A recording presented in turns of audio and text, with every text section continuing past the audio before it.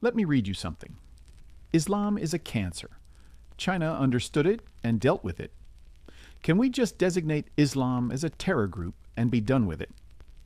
These are comments from an Australian subreddit on an article by The Guardian talking about fears of surge in Islamophobic hate after Bondi terror attack. So instead of arguing with strangers online, I decided to do something different. I put these comments in front of ChatGPT. Because for almost every argument, there is a perspective on the other side. And I wanted to explore that to understand why people think the way they do, even when we disagree with them. So let's start with the first comment. This is a long comment, which in summary, along with many others, bring up Christchurch mosque shooting in 2019 to draw equivalence that terrorists can be from any background.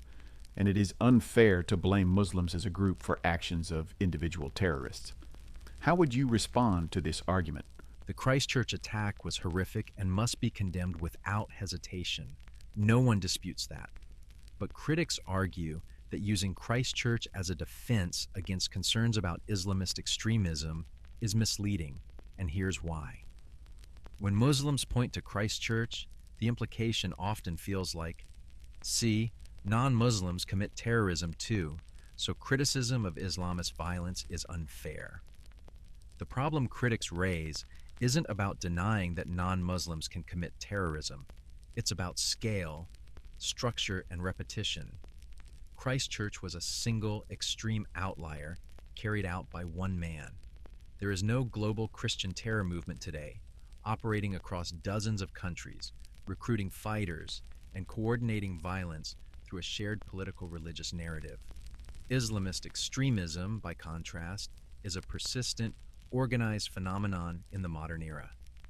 Al-Qaeda, ISIS, Boko Haram, Al-Shabaab, Taliban factions. These groups are not simply religious. They are political movements that deliberately use Islamic language, symbols, and selectively quoted texts to give political violence moral authority. The distinction matters. Critics are not saying Islam as a religion causes violence.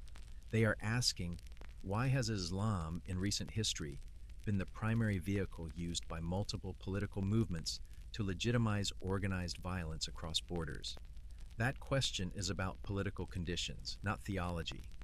Another reason critics push back on the Christchurch defense is accountability. After Christchurch, there was no hesitation in condemning the attacker. His ideology was rejected outright. There was no mainstream defense, no ambiguity, and no claim that criticism was off limits. Critics argue that after Islamist attacks, discussion often becomes more complicated. Political use of religion is conflated with the religion itself. Criticism of extremist interpretations is sometimes read as hostility toward Muslims, and internal reform debates become harder, not easier. From this perspective, Christchurch feels like a deflection, not because it's irrelevant, but because it doesn't engage with the specific issue being raised, the modern political weaponization of Islam. Finally, critics argue that repeatedly invoking Christchurch risks creating a false equivalence.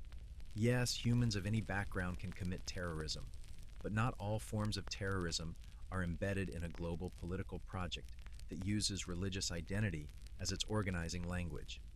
So the opposing view is this: Christchurch proves that anyone can commit horrific acts. It does not explain why, in the contemporary world, multiple political movements have repeatedly chosen Islamic language as their vehicle for violence. Until that distinction is addressed clearly, critics will continue to see the Christchurch defense as emotional, not analytical. So essentially, Christchurch shows anyone can commit violence. It doesn't explain why some forms of violence repeat in organized patterns. Let's move on to the next comment.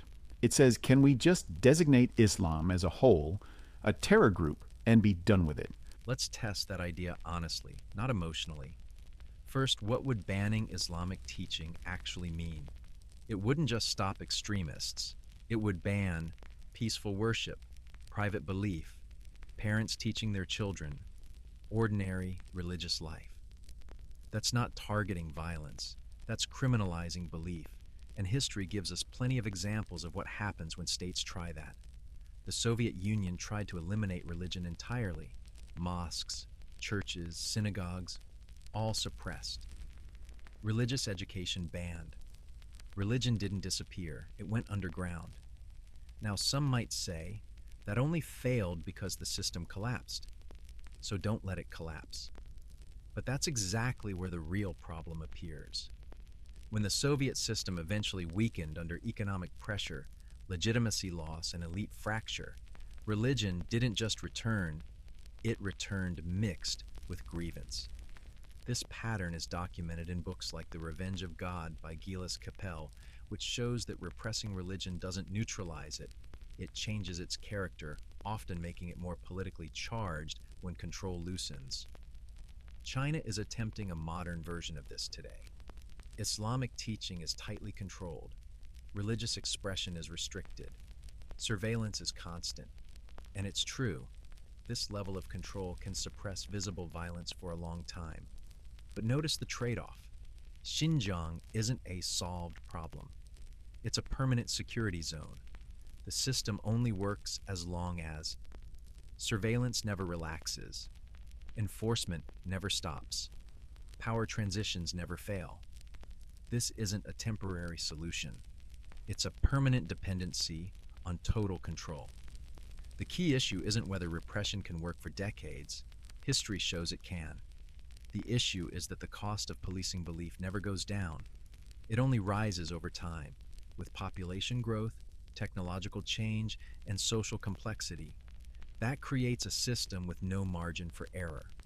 One serious failure, one major disruption, and all the pressure that was held down resurfaces at once.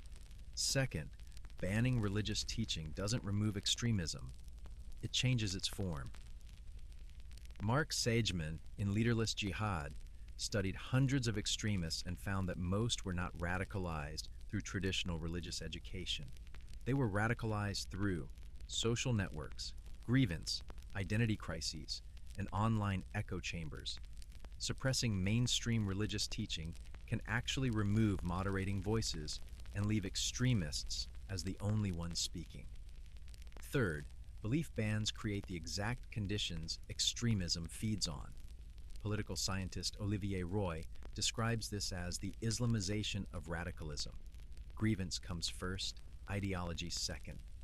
When people feel collectively targeted, culturally erased, or permanently excluded, religion becomes a banner of resistance, not devotion.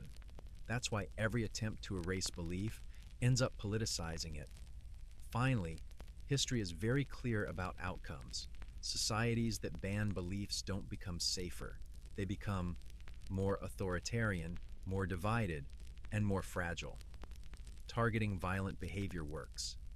Targeting belief locks conflict into the system indefinitely. So the real choice isn't, why don't we just ban Islam or Islamic teaching? It's, do we want policies that feel decisive, or policies that actually reduce violence without creating a system that only survives if nothing ever goes wrong? Because every serious historical example shows the same thing. Banning belief doesn't solve extremism. It postpones it, and often makes the eventual consequences worse.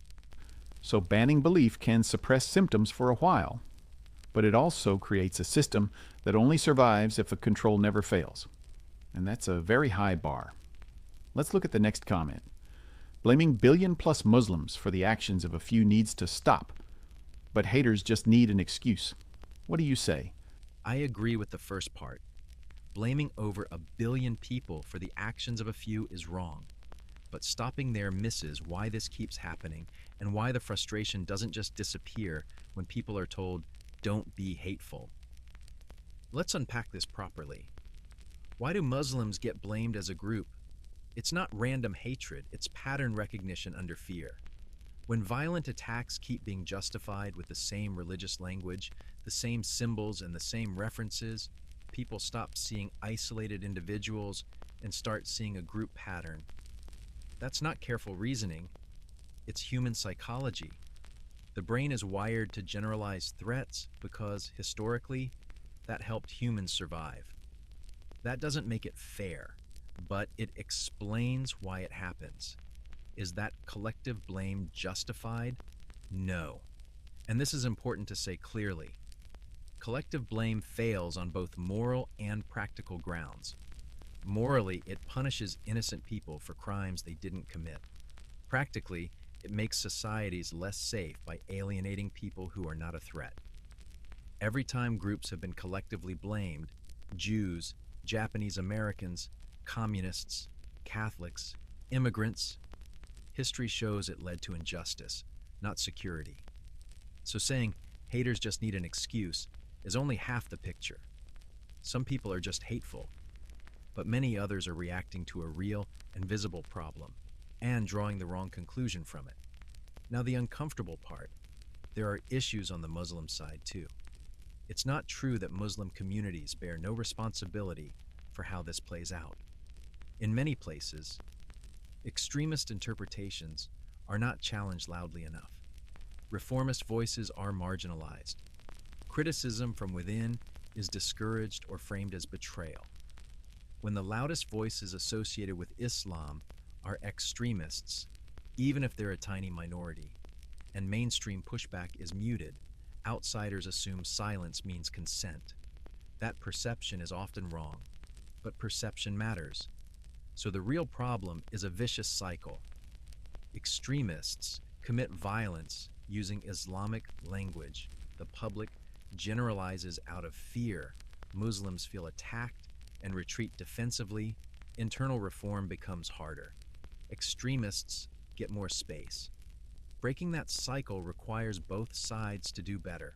Society must stop blaming entire communities, and Muslim communities must be more confident and explicit in separating their faith from political violence.